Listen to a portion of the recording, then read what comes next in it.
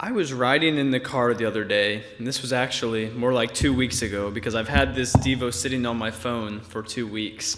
I probably would have done something on independence or something more fitting, but I've had this waiting, so I decided we'll go with this. I was riding in the car and I heard a song, and one of the lyrics stuck out to me. It said, quote, "All my hope is in Jesus. Thank God that yesterday's gone. All my sins are forgiven. I've been washed by the blood." And that got me thinking about one particular verse, and that's in Psalms chapter 3, and we'll look at verse 5. Psalms 3:5. It says, "Trust in the Lord with all your heart, and do not lean on your own understanding. In all your ways acknowledge him, and he will make straight your paths." How much hope are you truly giving to God? How much trust are you truly putting in him? It's really easy for us to say that all my hope is in Jesus, that I completely trust Jesus. But when those storms come, where is your hope? Where is your trust really?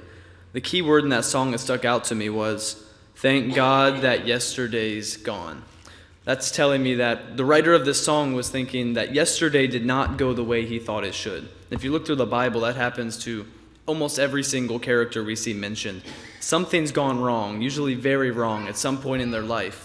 But for most of them, the thing that gets them through it is they have hope in Christ. They have hope in the forgiveness of their sins through his blood.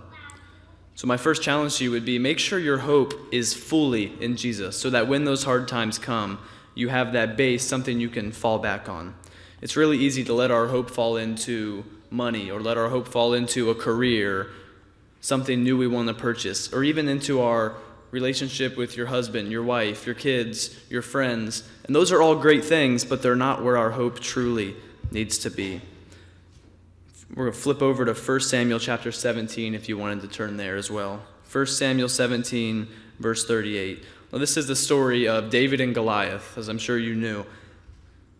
And while that's usually talking about an underdog story, about how David fought against Goliath, I want you to focus on how much trust and hope was involved in that. In verse 38, it says, "Then Saul clothed David with his armor. He put a helmet of bronze on his head and clothed him with a coat of mail. And David strapped his sword over his armor, and he tried in vain to go, for he had not tested them." This is one example where Saul's hope and Saul's trust was not in the right place. He was thinking fully physical, how can I prepare David? Or how can I even find a better fighter to go up against Goliath and save my people? He was chosen by God, but in this moment, he's so focused on coating David in the best armor, giving him the best weapons, that he completely lost focus of where his hope and his trust should have been. Saul, the entire army, David's brothers, none of them were fully trusting in God at this time. Their fear had blinded them so much that they were quivering for days on end with their hope in physical things. David, however, had his hope fully in God.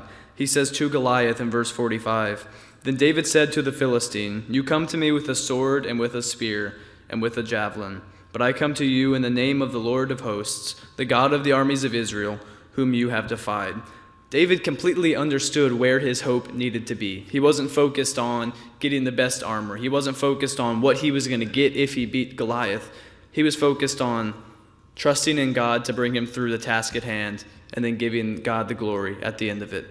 So tonight I challenge you to think about where your hope truly is. Are you like Saul in this situation where you're so focused on what can I do and what can the things I can make do? What can my brain do? What can my relationships, my money do? Or are you focused on what can God do through me?